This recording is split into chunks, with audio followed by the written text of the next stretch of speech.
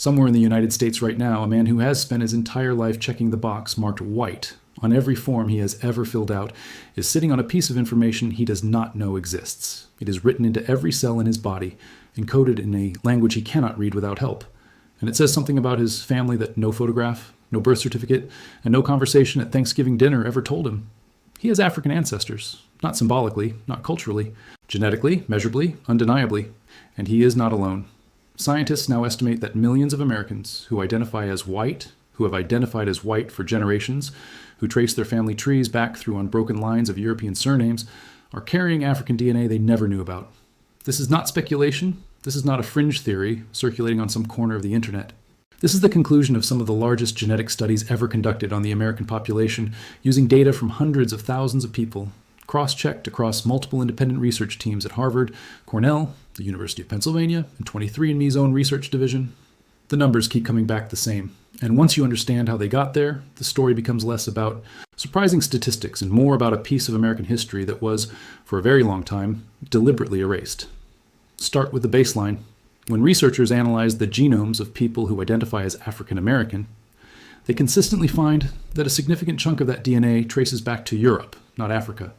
A landmark study out of the University of Pennsylvania and Cornell, which analyzed genetic data from hundreds of African Americans alongside African and European reference populations, found that the median European ancestry in African Americans sits at around 18, 5% with a wide range depending on the individual, some people showing as little as 1% African ancestry, and others showing as much as 99%. A separate, much larger analysis using 23andMe's consumer genetic database, which included over 5,000 self-identified African Americans, put the average European ancestry figure even higher, close to a quarter of the average African American genome. Different data sets, different methods, same basic pattern.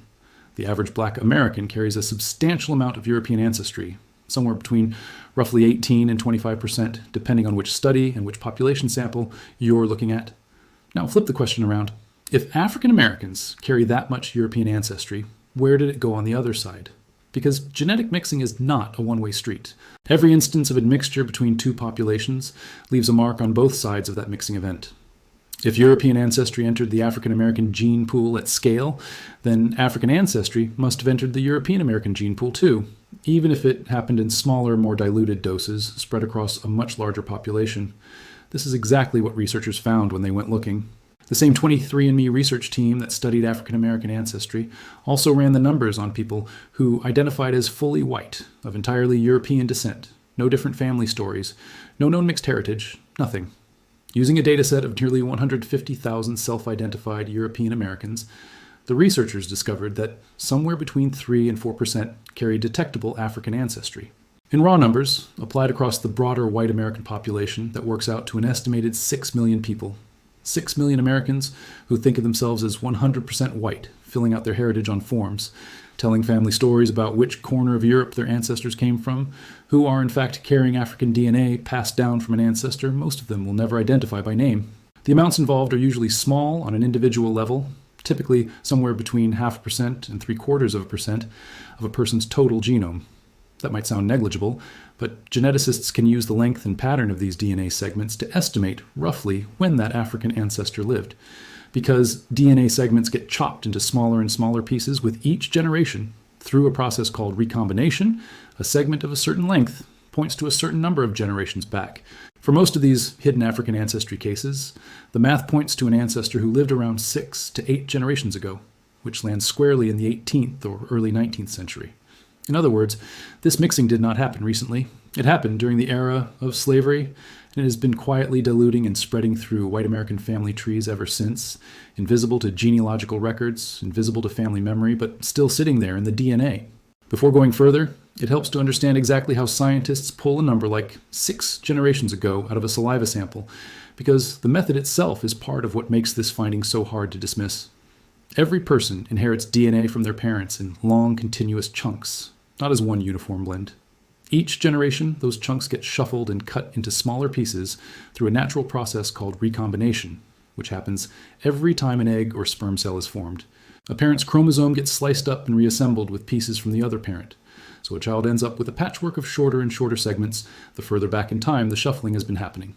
Geneticists can look at the length of an ancestry segment, in this case a stretch of DNA that matches African reference populations sitting inside an otherwise European genome, and calculate roughly how many generations of recombination it would take to produce a segment of that particular length.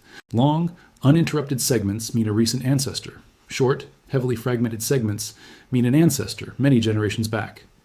When researchers ran this analysis on the hidden African ancestry segments found in self-identified white Americans, the segments were consistently short, consistent with an ancestor who lived somewhere in the range of 6 to 8 generations back, which lines up almost exactly with the period of American slavery. This is not a rough guess dressed up as science. It is a well-established statistical method, the same one used in paternity testing, criminal forensics, and mainstream genealogy research, applied here to a question most people never thought to ask about their own family. It's also worth noting that different companies and different research teams do not always agree down to the decimal point, and a responsible reading of this data has to account for that. 23andMe's estimates lean on their own proprietary reference panels and algorithms, while academic studies out of Penn, Cornell, and other institutions sometimes use different reference populations or statistical models, which is part of why one study reports 18.5% average European ancestry in African Americans, while another reports closer to 25%. These are not contradictions that undermine the overall finding. They are the normal range of variation you get anytime multiple independent teams tackle a hard measurement problem using different tools. What matters is that every major study, regardless of methodology, lands in the same general range and confirms the same underlying story: significant, historically datable mixing between African and European ancestry across the American population, running in both directions, at a scale large enough to be measured in the millions of people. The geography of this hidden ancestry is not random, and it tells its own story. When researchers broke the data down by state, they found the highest concentrations of hidden African ancestry among self-identified white Americans, clustered heavily in the South. In South Carolina, researchers found that at least 13% of self-identified white residents carried 1% or more African ancestry. In Louisiana, the figure was just over 12%. Georgia and Alabama showed similarly elevated numbers.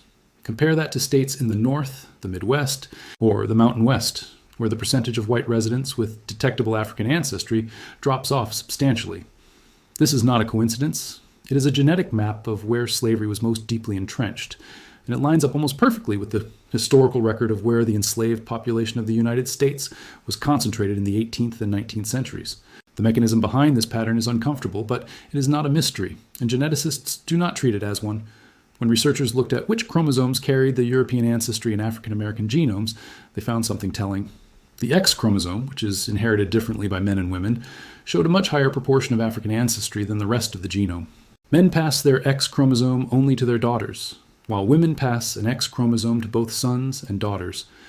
When researchers see an excess of African ancestry specifically on the X chromosome relative to the rest of the genome, it points to a specific historical pattern: European men fathering children with African women far more often than the reverse. Combined with mitochondrial DNA evidence, which is passed down only through the maternal line, and Y chromosome evidence, passed down only through the paternal line, the genetic record paints a clear and consistent picture. The admixture between European and African populations in early America was overwhelmingly driven by European men and African women, not the other way around. Given the historical context, this pattern is not surprising once you sit with it. The era in which most of this admixture occurred, based on the genetic dating, was the era of chattel slavery, when enslaved African women had no legal protection. No bodily autonomy and no recourse against the white men, often their own enslavers, who fathered children with them through coercion and sexual violence. Historians have documented this extensively through plantation records, personal accounts, and the ancestry of prominent families, but genetics has now provided independent physical confirmation written directly into the DNA of tens of millions of living Americans. The children born from those unions were, under the laws of the time, considered black regardless of how much European ancestry they carried. A legal and social framework known as the one-drop rule, which held that any known African ancestry, no matter how small, classified a person as black. That rule shaped how families were categorized for generations. It also explains why so much of the European ancestry ended up concentrated in the population labeled African American, while any African ancestry that occasionally moved in the opposite direction. High into families that continued to identify and be classified as white was quietly absorbed, diluted across generations, and eventually forgotten, sometimes deliberately, sometimes simply, because nobody bothered mentioning it to their grandchildren. There's also a flip side to the family patterns researchers found. In a subset of cases, particularly outside the Deep South, researchers found evidence pointing the other direction, that some hidden African ancestry may have entered white family lines not through slavery-era coercion, but through free black and white intermixing in earlier colonial populations, or through individuals who were themselves the descendants of mixed unions and who, over subsequent generations, and often through migration to areas where nobody knew their family history, were gradually absorbed into the white population. Because racial categorization in America has never been a strictly biological process. It has always been a social one, shaped by law, by regional custom, and by who was willing to look the other way. Skin color varies enormously even among people with identical ancestry percentages, because the genes controlling pigmentation are a tiny fraction of the total genome and can be inherited independently of the rest of a person's ancestry. It was entirely possible, and it did happen, for someone with a documented African ancestor a few generations back to be light-skinned enough to live as white, marry into a white family, and have that identity passed down without anyone in the family ever needing to discuss where it came from. There is a related pattern that shows up when researchers look past simple continental ancestry percentages and start tracing which specific European regions and which specific African regions are represented in these genomes.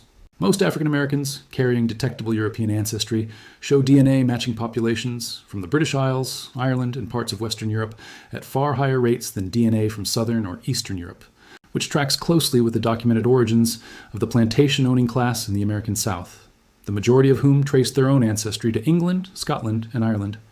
On the African side, ancestry segments most frequently trace back to West African populations, particularly regions corresponding to modern-day Senegal, Nigeria, Ghana, and the broader Gulf of Guinea coastline, which matches almost exactly the historical ports and regions from which the transatlantic slave trade drew the majority of enslaved people brought to North America. In other words, the genetic data is not some abstract statistical artifact. It is a direct, traceable echo of specific, well-documented historical trade routes and colonial power structures, still legible in the DNA of people alive today who never studied a single page of that history. This is part of why the genetic data has landed with such force on people who receive these results today. Direct-to-consumer DNA testing companies have effectively made this hidden history visible for the first time to ordinary people, not just to academic researchers working with anonymized datasets.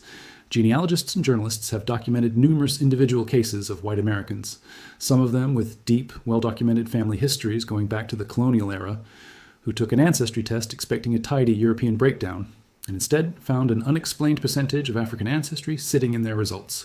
For some, this triggered a period of genealogical detective work, tracing back through historical records, plantation documents, and census data to identify the ancestor responsible.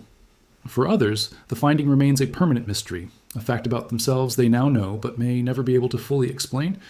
It is worth being precise about what these numbers do and do not mean, because this is exactly the kind of finding that gets distorted the moment it leaves the scientific literature. A white American with 1% African ancestry is not secretly black in any meaningful cultural or lived sense. Ancestry percentages measure biological descent from a set of reference populations. They say nothing about lived experience, cultural identity, or how a person has been treated by society, which for the vast majority of American history has been the actual determining factor in how race functions as a social system. What the data does show, clearly and repeatedly across multiple independent studies, is that the racial categories Americans have used for centuries, framed as though they represented clean, separate biological lineages, never actually matched the underlying genetic reality. The categories were always messier than the label suggested. Genetics has simply given us the tools to measure exactly how messy. The same researchers who found hidden African ancestry among white Americans also ran the numbers on other groups and found similar stories of quietly mixed heritage running through the whole country. Self-identified Latino Americans in the same large-scale study showed an average ancestry breakdown of roughly 70% European, 14% Native American, and 6% African, again with wide variation depending on region, going back to the specific colonial and migration history of different parts of Latin America. Nearly a quarter of self-identified African Americans in a separate large analysis also carried detectable Native American ancestry at levels of 1% or higher, pointing to intermixing between enslaved and free black populations and indigenous nations that has rarely made it into mainstream historical narratives about early America. The picture that emerges from putting all of this together is not one of a country made up of a small number of racially distinct groups that occasionally happen to interact. It is a picture of a country whose population has been continuously mixing, sometimes through choice, often through coercion, for the entire 500 years since Europeans, Africans, and indigenous peoples first began sharing the same continent. More recent, larger-scale efforts have only reinforced this picture with more data and finer resolution. The National Institutes of Health's All of Us research program, which has now analyzed genetic data from close to 300,000 participants across the country, one of the most demographically diverse genomic data sets ever assembled, found major ancestry contributions across the population, breaking down to roughly 66% European, 19.5% African, 7.5% Asian, and 6% Native American on average, with African and Native American ancestry components concentrated regionally in the southeast and southwest respectively, mapping closely onto historical settlement and migration patterns. The study also found that genetic admixture is higher among younger participants than older ones, suggesting that intermixing between groups has, if anything, been accelerating in recent decades rather than staying static or disappearing, even as the historical episodes of forced admixture from the slavery era recede further into the past. None of this contradicts what history books already told us, if you actually read them closely. The mixing was documented in plantation records, in newspaper advertisements for runaway enslaved people that sometimes noted mixed features, in the biographies of prominent black Americans with white ancestors, and in the very existence of the one-drop rule itself, a legal concept that only made sense in a society where the boundary between black and white was constantly, visibly under threat from the reality of mixed ancestry. What genetics has done is take that documented history and make it quantifiable, individual, and impossible to dismiss as anecdote. It has put a number on something that used to live only in family rumors, court records, and the uncomfortable silences at the edges of family trees. For the millions of white Americans walking around with that small, hidden percentage of African ancestry in their genome, the discovery tends to land differently depending on who you ask. Some treat it as a curiosity, an interesting footnote picked up from a mail-in saliva kit. Others treat it as an entry point into a piece of family history that had been actively hidden, sometimes for good reason, given how dangerous it could be for a family to be publicly associated with African ancestry, during eras of segregation and anti-miscegenation law, when being classified as anything other than white carried severe legal and social consequences. Either way, the data itself is not going anywhere. It sits in the genome exactly as it has for the last 6 to 8 generations, waiting for anyone curious enough to look. And as more Americans take DNA tests, as reference databases grow larger and more precise, and as researchers continue refining the tools used to detect small percentages of distant ancestry, the number of Americans confronting this exact discovery is only going to grow. There is one more layer to this that rarely makes it into the headlines, but matters enormously for how we should think about the whole picture. Genetic ancestry testing companies build their estimates by comparing a customer's DNA against reference panels made up of people from specific present-day populations, which means the accuracy of any given result depends heavily on how well those reference populations represent the historical populations an ancestor actually came from. Reference panels have improved dramatically over the past decade, but they are still incomplete, particularly for parts of West and Central Africa that remain underrepresented in genetic databases compared to European populations. This means the true scale of hidden African ancestry among white Americans and the true scale of hidden ancestry running in every other direction across the population may actually be larger than current estimates suggest, not smaller, as reference panels continue to expand and testing methods continue to improve. Researchers widely regard the current numbers as a conservative floor rather than a final ceiling. Taken together, what all of this data points to is not really a story about DNA at all. It is a story about how a country built an entire legal and social system on the idea of clean, separable racial categories, enforced that system with real consequences for real families, and then, generations later, built a completely different technology, one designed simply to read chemical patterns in a strand of DNA that ended up quietly proving the original premise wrong. The categories were never as clean as the system needed them to be. Millions of families lived, married, and passed identities down the generations with a piece of information sitting silently in their genome that the social rules of their time would not have allowed them to acknowledge. Some knew, most did not. Today, for the first time in American history, ordinary people can order a testing kit, spit into a tube, and find out for themselves.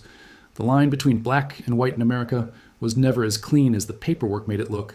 The DNA has been saying so for a very long time. We just finally built the tools to listen.